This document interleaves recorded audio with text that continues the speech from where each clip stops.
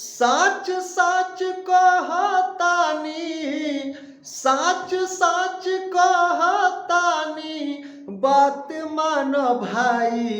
एक दिन हो आई, एक दिन हो आई, लड़की के तिलक लोग चढ़ाई।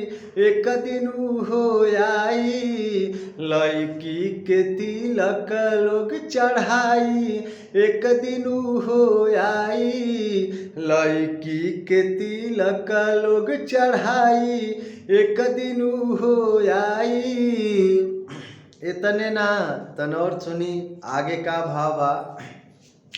अरे लइका कुआरे रही हैं, माथे ना मौरिया, घूमी घूमी माई बाप खोजी है बहुरिया।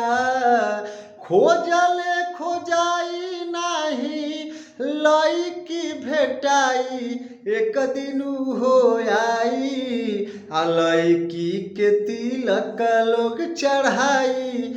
एक दिन हो आई, लड़की के तिलक लोग चढ़ाई।